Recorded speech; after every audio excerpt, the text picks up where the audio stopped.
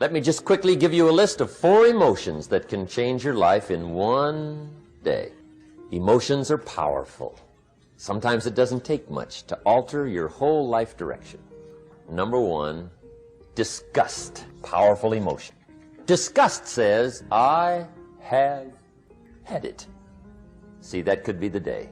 The day you can say, I've had it. And whether you've had it with something small or something major, the day you can say, I've had it, may not be the day it ends, but the day it begins. That's what I said when that little Girl Scout left my door when I'm 25. I give her the big lie, she leaves, I say, I don't want to live like this anymore. I've had it with lying and being broke. Powerful day.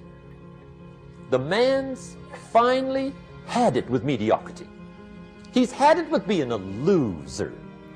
He's finally had it with those awful sick feelings inside, knowing his wife is at the grocery store looking at 2 cans of beans, one marked 37 cents, one marked 39 cents. And the guy sick inside knows his wife's going to buy the 37-cent can, and she doesn't even like the brand. Do you know why she's going to buy the 37-cent can? To save 2 cents. The guy sick inside finally says, I've had it. Being on my knees in the dust looking for pennies? We're not living like this anymore. Could be the day that turns your life around. The day you can say, I've had it. He walks into his closet and rips everything in it to shreds and says, I've worn this embarrassing stuff for the last time. And not only will I never wear it again, no one else will ever wear it again. Commit an act that says, I've had it. Powerful. Here's the next one. Decision. And decision-making is powerful. And it's emotional. That's those knots in the pit of your stomach, right? Waking up in the middle of the night in a cold sweat, trying to decide. We sometimes call it inner civil war. What shall I do? Well, for progress, you must decide. The best advice I can give you came from a wealthy friend of mine who said, if it's easy, do it easy. If it's hard, do it hard. Just get it done.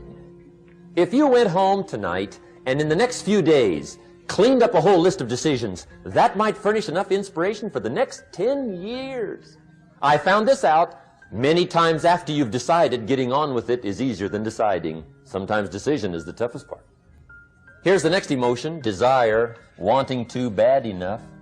And I don't know how to tell you to want to. That's something you've got to come up with. There's 2 things I know about desire. Number 1, it comes from inside, not outside. You don't send off for it.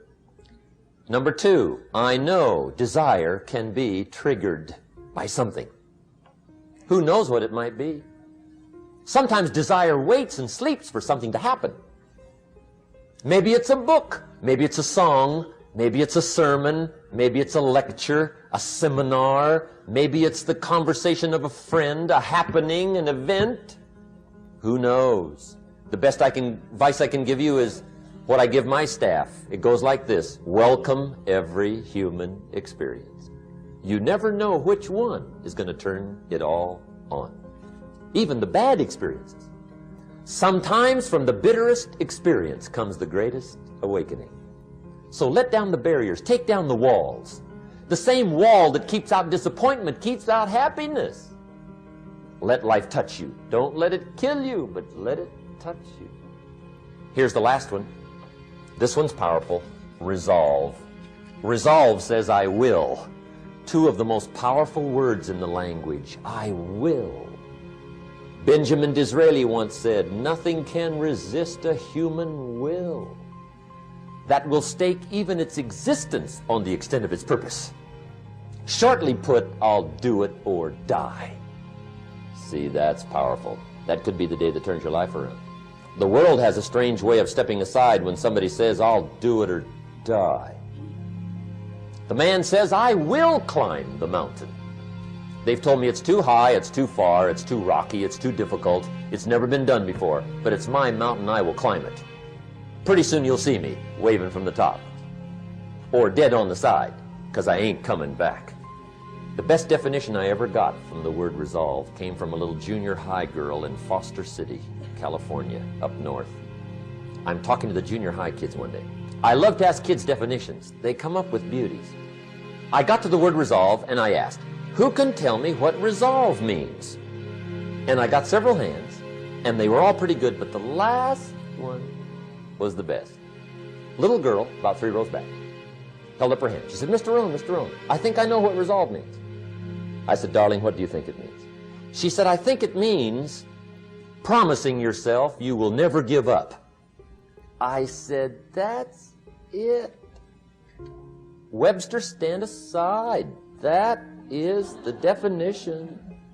Promise yourself you will never give up. I asked the kids, how long should a baby try to learn how to walk? How long? How long would you give your average baby before you shut him off?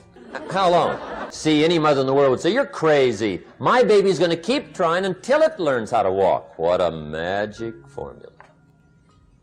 Now let me show you what triggers all emotions into activity that brings results. And results is the name of the game. Here it is. Action. Finally, you must do something about how you feel. Jesus, the master teacher, said, don't just be listeners, be doers. The world admires the doers. What will it take for me to get some of the things that I want? And being hungry for those things. Number one, you've got to work on yourself. It's very important that you engage in an ongoing process to develop you. Spend more time on yourself than what you've been spending. It's very important. You owe that to yourself. I was reading a book by Og Mandino called The University of Success. Read one line, gave me a chill. I didn't have to read anything else in the book. He said, many of us never realize our greatness because we become sidetracked by secondary activity. We spread ourselves too thin, don't know how to say no. And we find ourselves doing all kinds of things and never ever have time to do those things that we need to do to work on ourselves. And then there goes a second, there goes another second, there goes another second, and we can't stop and hold time. And before you know it, you wake up one day and you're behind on your dreams and your bills. So decide that you're going to take some time to work on you, that you deserve that from yourself, that your life deserves some prime time. Because you are creating your own production. As Michael Todd would say, you are the star of your show. You are the director. You're writing the script. And you will determine whether your life is a smash office hit or flop. You determine that. Working on yourself, talking to yourself. That's so very important. Overcoming the negative conversation, that inner dialogue that's going on all the time, even when you don't want it to be there. You can't stop yourself right now from thinking. You can't do it. It's going on. And so learning how to empower yourself, part of doing that is standing up to yourself.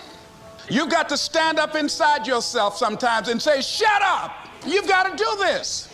I was going to give a presentation, and this voice inside of me saying, you can't do this. You don't have everything it takes. I shut up. I'm behind on my bills and you're telling me what I can't do. I have got to do it. You'll get scared sometimes. Your mind will go blank on you. Some people you will allow to unnerve you.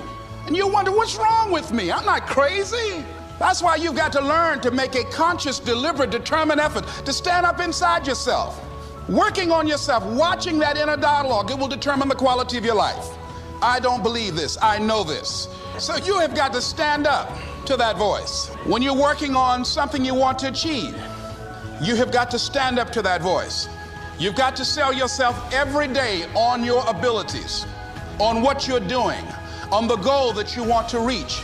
You've got to sell yourself every day, according to your level of belief. It will manifest itself in what you're doing. Whatever we have right now, whatever we're demonstrating in our lives, is a result of what we believe subconsciously that we deserve. And part of increasing that belief level is that you have got to convince yourself every day. And as you convince you, as you sell yourself every day, you will begin to see a difference in the things that you're doing. Selling yourself on your ability to perform a job, to achieve a certain objective. Telling yourself every day, here I go again. And I got what it takes. This is my day, and nothing out here is going to stop me.